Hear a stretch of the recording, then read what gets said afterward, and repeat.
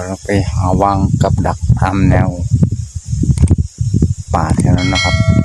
ที่มีแนวกั้นอยู่ตรงนั้นเดี๋ยวเราลองไปดูในพื้นที่นะครับ ว่าจะมีร่องรอยของไก่ป่าหรือไม่นะครับ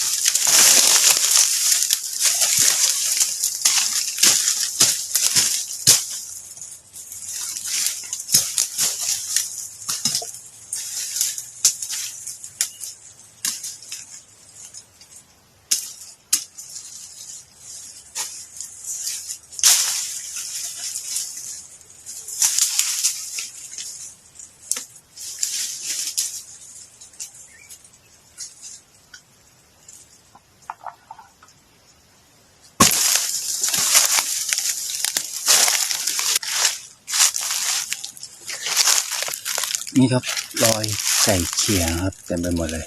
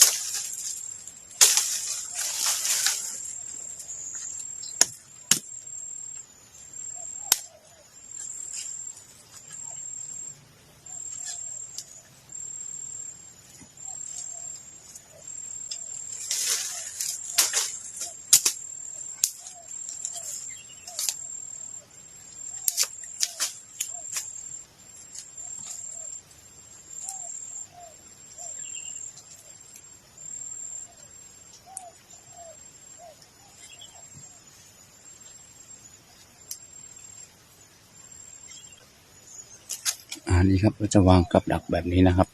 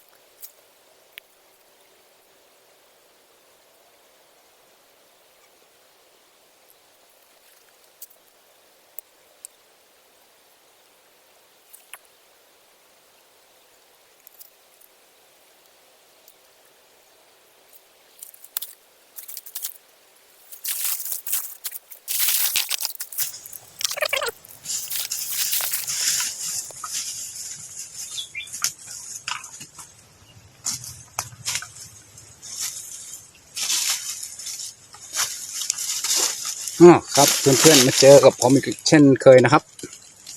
วันนี้ผมจะพาเพื่อนๆนะครับไปเช็คดูกับดักไก่ป่านะครับที่ผมวางกับดักไว้เช็คดูก็มี1 วันแล้วนะครับว่าทั้งหมดผมมาดักไว้มีอยู่4 วันแล้วก็ผมมาเช็คดูทุกวันก็ยังไม่ติดนะครับแต่เมื่อวานนี้ผมไม่ได้มาเช็คนะครับแต่วันนี้ผมจะมาเช็คดูว่าจะมีกับดักจะมีไก่ป่าติดอยู่หรือไม่นะครับถ้าอยากรู้ว่าติดหรือไม่ติดได้หรือไม่ได้นะครับตามผมมาเลยนะครับเดี๋ยวผมจะพาไปดูนะครับตามมาเลยนะครับ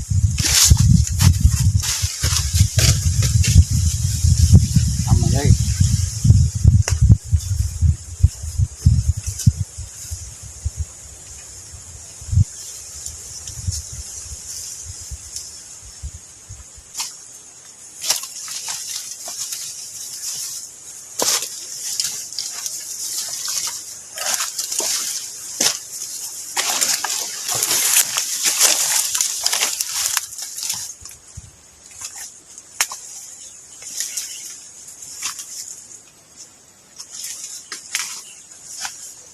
ดูหลังที่6ครับ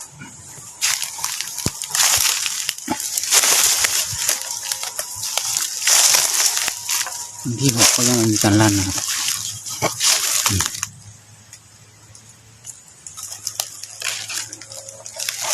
นี่คือหลังที่7ก็ยังเหมือนเดิม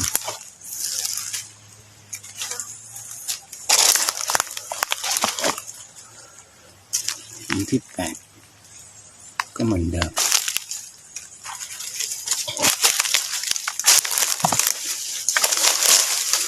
หลังที่9ก็เหมือนเดิม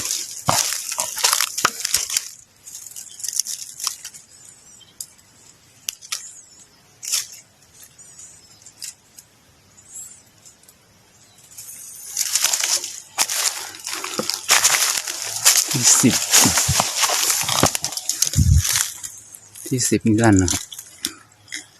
แต่ไม่ติด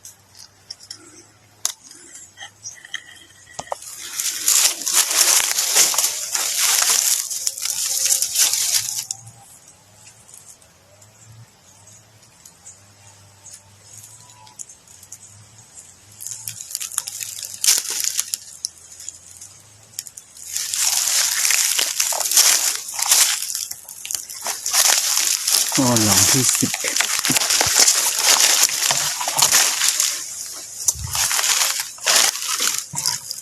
ก็เหมือนเดิมยังไม่มีอะไรผ่านมาเลยไปดูหลังที่10ไม่เลยนะครับไม่มีการลั่นเลย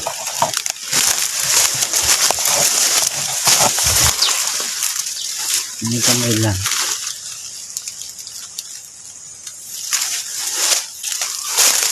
อันนี้ก็ไม่ลั่นก็ยังเหมือนเดิมไม่หมันเลย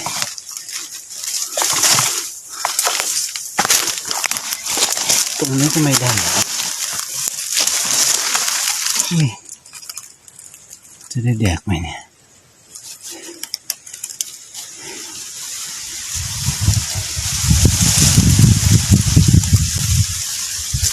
ลมแรงมากเลย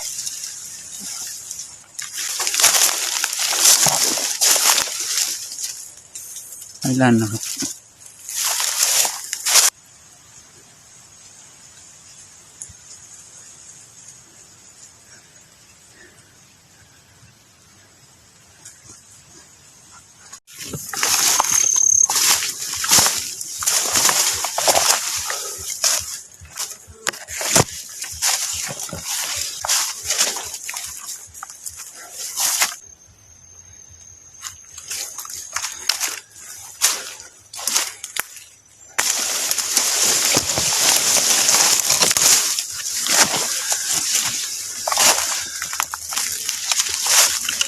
อันนี้ได้ครับได้ครับได้นกเขา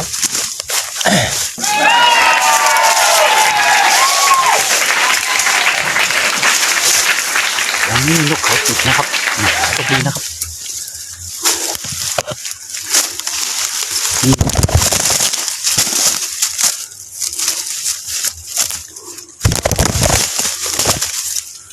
ครับนกเขานะครับเยี่ยมเลย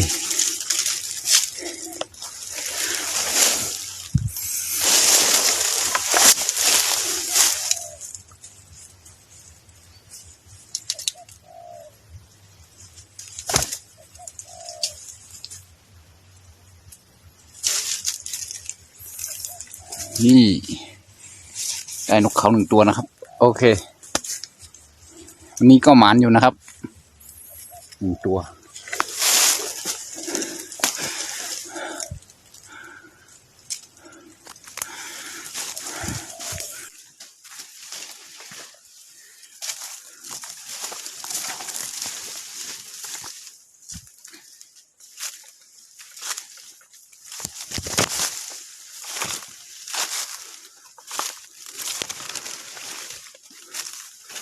แล้วนะครับติดแล้วครับ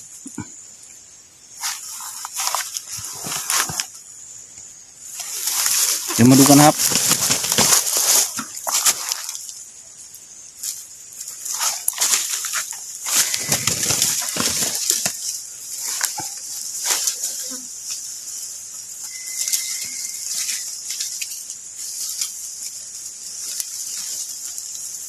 นี่ครับเห็นไหมครับผมก็จะปล่อยมันไปนะครับ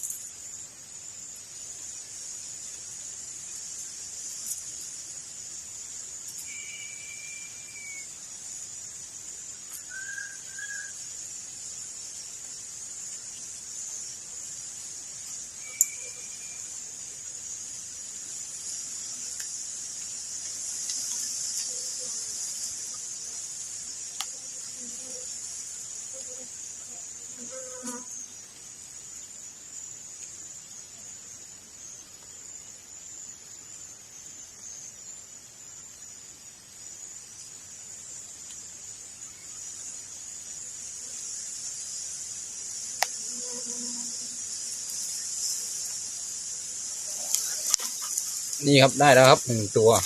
นกกระปุดนะครับ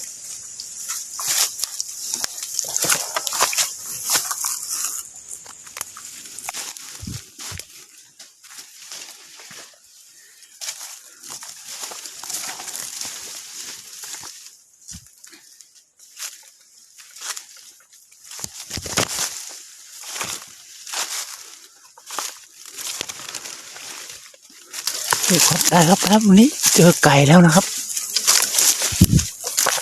นี่เจอไก่ป่านะครับโอ้นี่ครับทำอะไรกินหัวมันไปแล้ว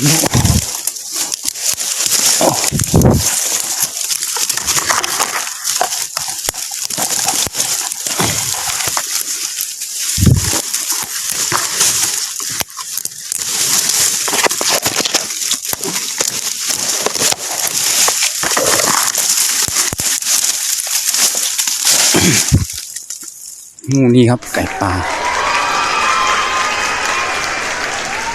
น่าจะติดเมื่อวานนะครับ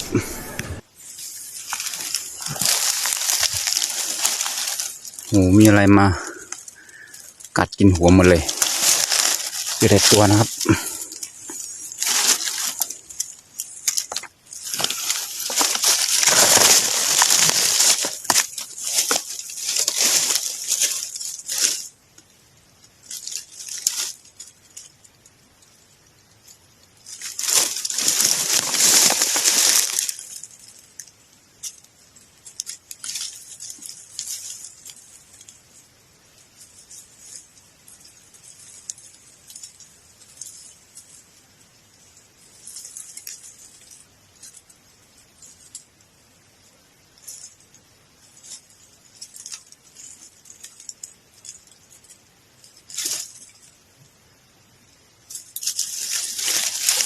นะครับนี่ครับ เป็นไก่ป่าตัวเมียนะครับ น่าจะติดตอนเย็นเมื่อวานนี่ครับ คอเกือบขาดเลยหรือว่ามันดิ้นจนกันไป ก็เลยหนังถลอก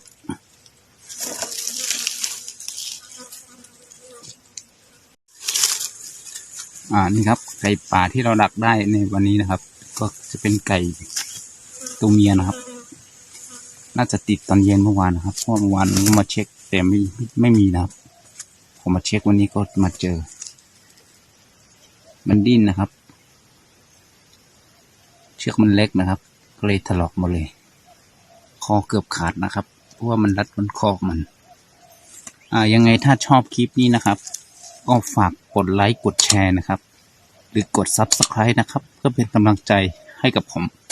ทำในคลิปต่อไปด้วยนะครับวันนี้ผมต้องขอลาทุกคนไปก่อนนะครับสวัสดีครับเดี๋ยวมาเจอกันใหม่ในคลิปหน้านะครับ